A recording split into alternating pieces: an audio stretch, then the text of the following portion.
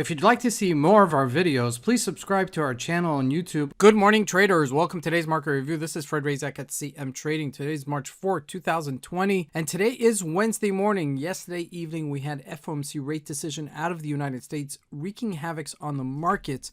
We'll take a look at that in just a second, but looking at today's economic events, Bank of Canada has a rate statement at 5 p.m. South African time and out of the United States simultaneously.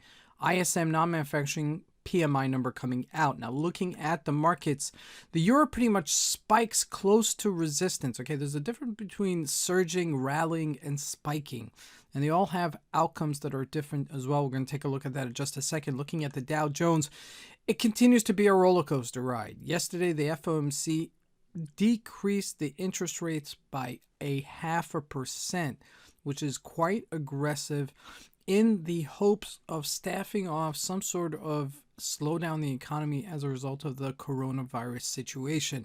Now, looking at the commodities, gold and oil both surged to resistance respectively. We're going to take a look at both of them. Now, looking at the stocks, you got to know which ones are weak and which ones are strong, okay? Because if the markets do rally today, the strong ones will rally and the weak ones won't. And if the markets do sell off, then the weak ones will sell off and the strong ones will not. Okay, but let's take a look at the markets and see what we can expect from today's trading. So we're looking here at the Euro USD at a daily chart. You can see we had this massive spike, okay, as a result of the dollar actually selling off and then rallying yesterday, with the Dow Jones rallying over 1,300 points on Monday. And now we're hitting this snag right here. Okay, this is a resistance area-ish level, so just be aware of it. I mean, this is really coming out of the dead, okay?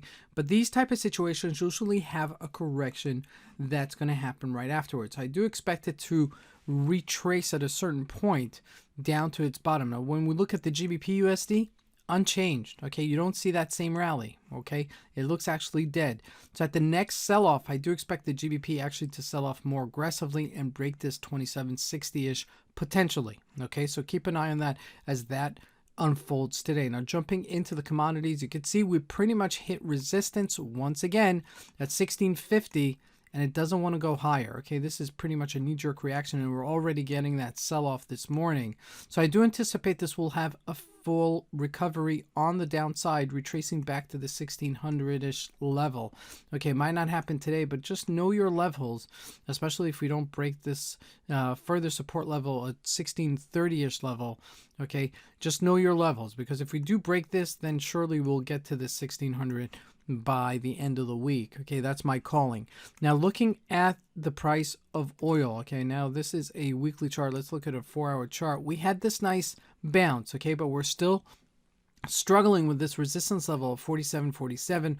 Remember, we're below $50 a barrel, so that does still show that it's weak.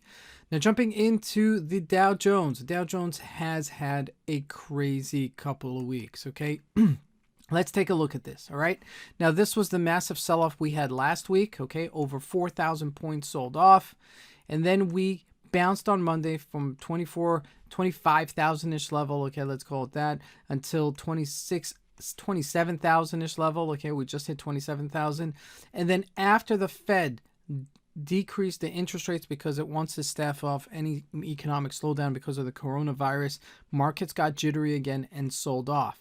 Now, we're going to be I believe we'll be trading within this range, okay? For now, we'll be trading between 26,300-ish level and 27,000, okay? However, just keep in mind that the markets could do almost anything at this stage, okay? Because people are still trying to figure this all out. Even the money fund managers, you know, are still trying to figure out how this will all play out.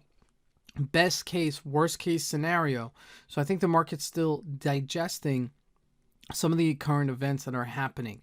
But what's for sure is that there'll continue to be some volatility in the markets. Now, looking at the stocks, you see a really mixed bag.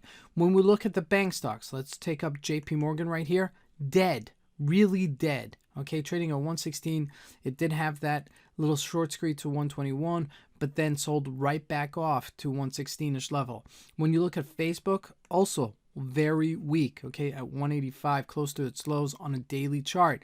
However, when you look at some of the other stocks, they relatively look stronger compared to what some of these others do. Okay, looking at Amazon, Apple holding itself up at 288-ish level. If we jump to Microsoft also, you see that it's relatively holding itself up above 164 and not close to its lows. So in terms of the stocks, if the market does decide to bounce today, I would look to buy the stronger stocks.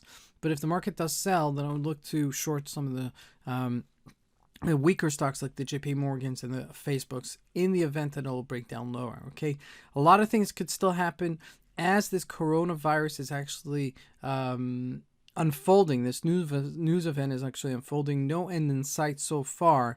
It seems that in China it's been contained, but that yet has to be seen. Okay, so with that said, it's still an open air for the coronavirus event, and it's going to rickle itself into the market as well.